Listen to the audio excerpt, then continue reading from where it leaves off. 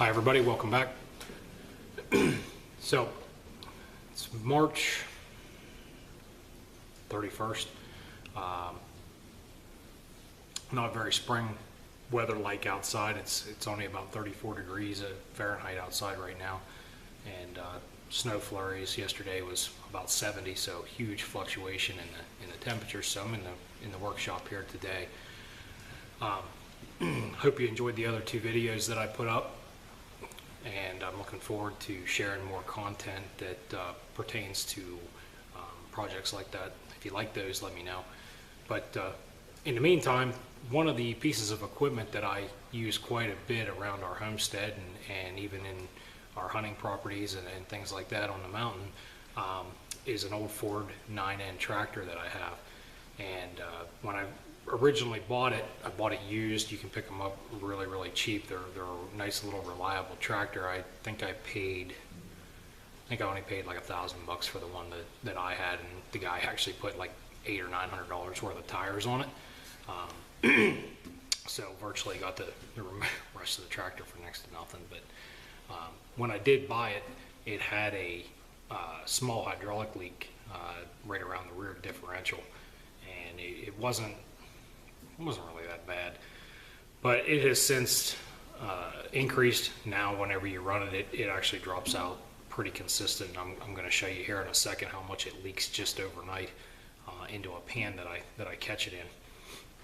But I'm going to have to get that fixed before we start using it to plow or grade or do anything with the hydraulics on that, mainly because I don't want all that hydraulic fluid leaking into the ground or on the property and things like that. So we're going to put a hold on our spring house project here for the time being, and focus on getting that tractor fixed, and then we're going to do some other maintenance to that thing, getting it up to speed, and making sure that it's reliable enough to use, especially when we're away from the homestead with it. So if you're looking like you think you might like those kind of videos, let me know in the comments section below. I appreciate it.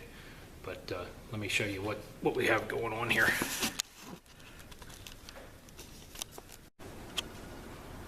Okay, so this is what I believe is right around a 1940 Ford 9N. I've been told with the style of the wheel that's on the back, and then also it being a 3-speed, that it's either a 2N or 9N. Somebody painted it the 8N colors with the gray and the red. This tractor actually should have been gray. But anyway, focusing on what we got going on. As you can see, that's a pretty large container that's filling up with hydraulic fluid. It's about 3/4 of the way full. And what's happening is you can actually see it dripping there right now. The tractor wasn't run since yesterday, and just overnight it's leaking that amount of hydraulic fluid out.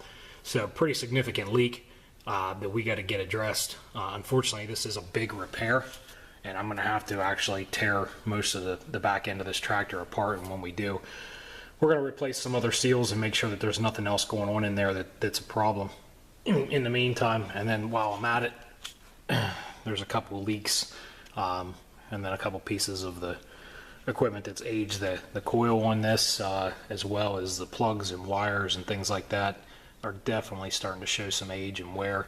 And then I think I'm even developing, I don't know if you can see that there or not, a slight fuel leak on that line right there, or even condensation buildup. Yeah, it's definitely gas. So developing a slight fuel leak there, and then there's a couple minor oil leaks. I don't know that I'm going to get into tearing this engine apart and rebuilding it, but I'm going to at least see what we can do. You can see the belt on that tractor there is definitely in some bad shape. And I don't really know how old these hoses and stuff are. The radiator not leaking, appears to be in pretty good shape, but I could definitely just use a good cleaning, flush out all the fluids, get everything changed over. So I'm going to do a nice segment on doing, sorry, it's out of focus there. There we go. I'm going to do a segment on doing some equipment maintenance. Part of being excuse me, part of being self-reliant and self-efficient is maintaining all your equipment and doing as much of it as you can on your own. Mainly because of cost. mainly because of cost, but also because on this older equipment, they're not that difficult to work on.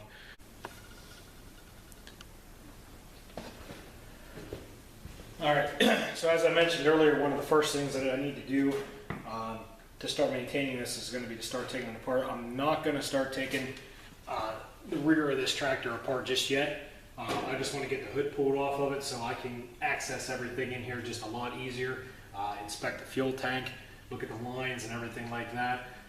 The battery's just kind of sitting around in here. You know, this tractor wasn't maintained nearly as well as I would have liked to have been, but that's why you can pick them up for cheap sometimes too.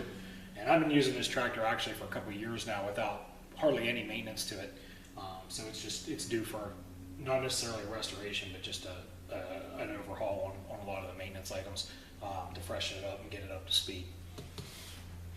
A lot of these bolts are going to be rusted in place. I don't know how easy they're going to come out, but we're gonna give it a shot.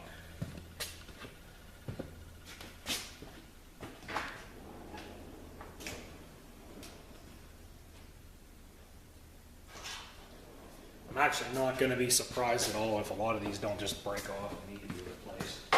Most of them are original hardware anyway, so that doesn't really concern me.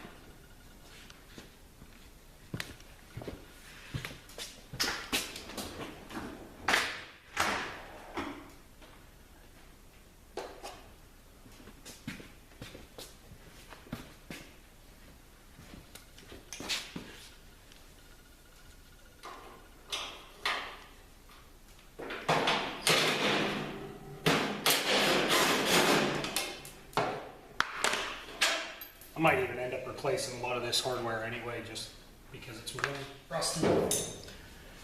And I have a lot of just nuts and bolts and things like that that are fairly new laying around. This isn't really so much a budget build or anything like that because I want it right and I want it to last a long time.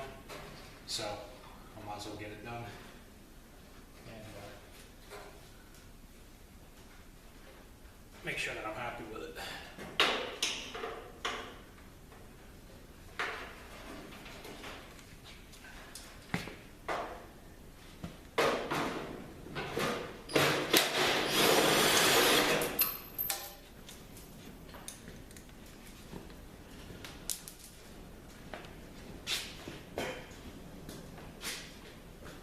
One of the other things that somebody they put a flapper stack on this thing.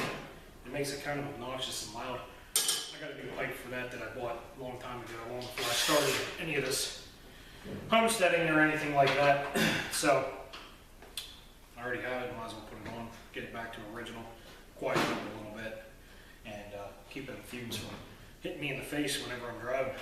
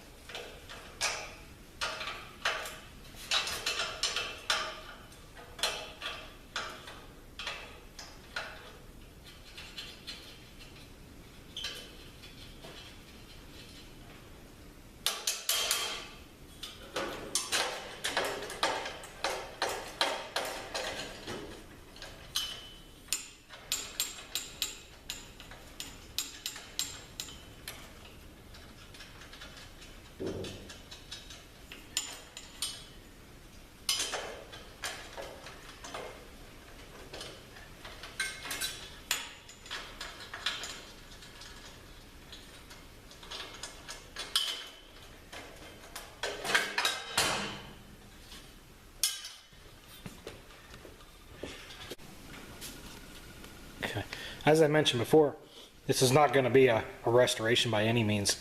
This tractor doesn't have any lights on it, and I don't know if it did at one point or not. Sometimes there's an emblem here, and then on the newer models there was headlights on it, but it's going to have a set before we're done of some kind. But even on the face of the tractor, there's a switch that goes here that I need to get. I actually have one, I just need to get it installed and then get lights. But I mean, little things like this, the battery terminal broke off, so we used a hose clamp just to get us by while we were out into the woods. I did put a new carburetor on this about a month ago. The old one just wasn't working right, it wasn't giving enough fuel, and honestly, for what you can pick those up for, they're not even worth rebuilding a lot of times, so I just put a new one on it. And then a couple of these knuckles and control arms, the bolts and things like that need to just be gone over. If you look, can't really see it down in there, but the antifreeze is low on this thing, and I don't know what kind of condition it is. So I'm going to take that radiator out when I get the hood off and make sure there's no leaks in it, and then have it thoroughly flushed and make sure that it's good enough to replace to put back in here when we get back into the hunting ground and other parts of the mountain properties. It's not like you can just walk out of there and go down to the street and pick up a new part. So I got to make sure that this thing is 100%. Being that it is an all mechanical tractor, very little electronics on it, it makes it very reliable. But we still have to make sure that everything is up to standards before we take it out. So we're going to continue on here.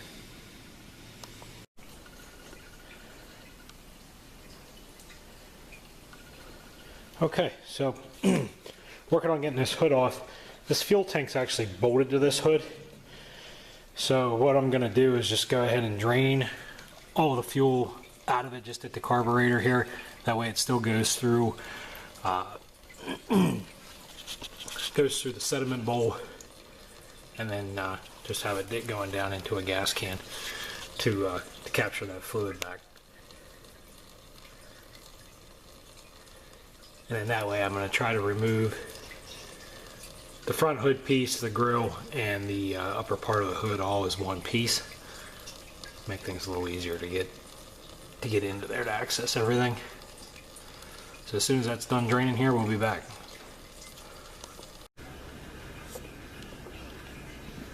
Alright, so that fuel's still draining. It's taking longer than I anticipated it to, so I didn't get the hood off yet. I'm just going to switch gears here a little bit, and went ahead and got the back end of the tractor jacked up. I'm going to get this tire off. As you can see, it's off the ground. Get this wheel and tire off of here, and start removing some of these back end components, and then get that blocked up and braced up real good so I can continue working on the front without it being an issue. But while that's draining still, just for time constraints, we're going to go ahead and get this pulled off. I've never done this before on this tractor, so it'll be interesting to see when I get into it. So 1 16 inches.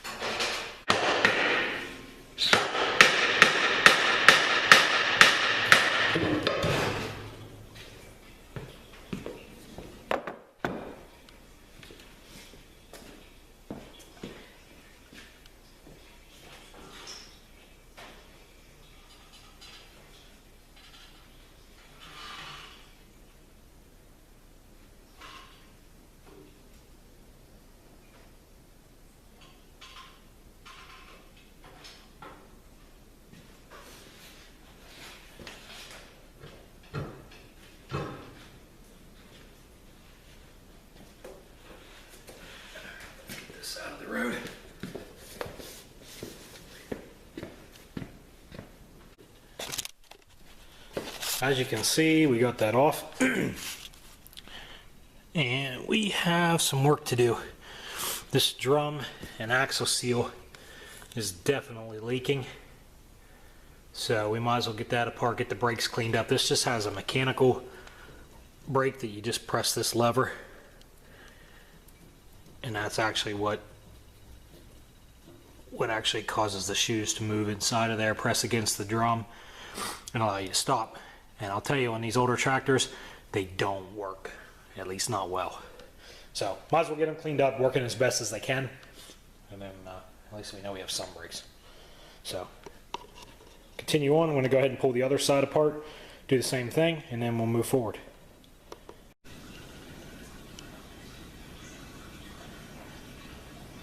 Alright, so we got both back tires off and took the fenders off. I wasn't going to bore you with showing you how I did that. It's just 2 bolts that go down through.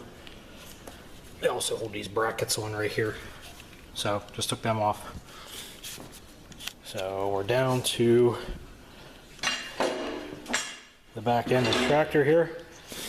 And now I'm going to get the drums off, pull the axles, start removing that assembly, the seat, and a couple of the upper components there. So we're going to get started on that right now.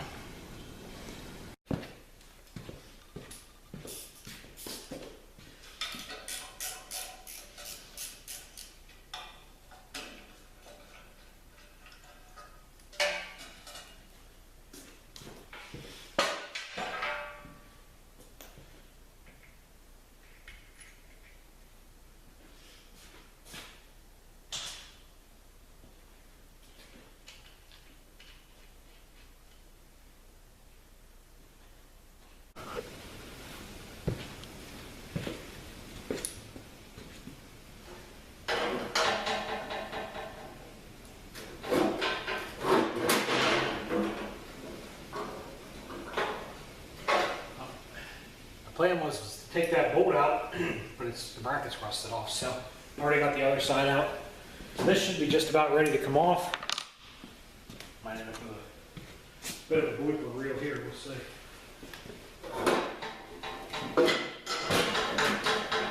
Hopefully no holes in anything.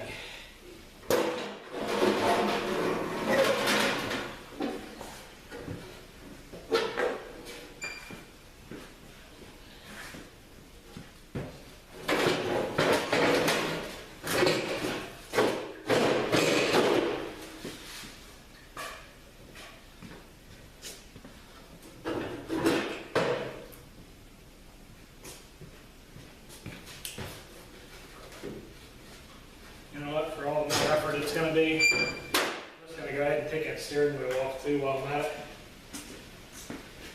Get it out of my road and save the effort of not damaging something else. Not worth it.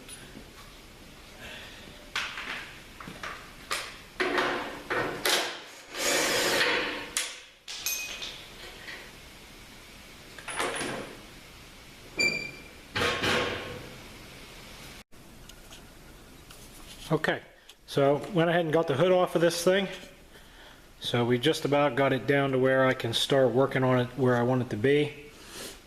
First thing we're going to do is get these plugs replaced, wires, clean this up a little bit, check everything over real good. Do a little bit of rewiring on a couple things here that I see some exposed wires. It doesn't look real good.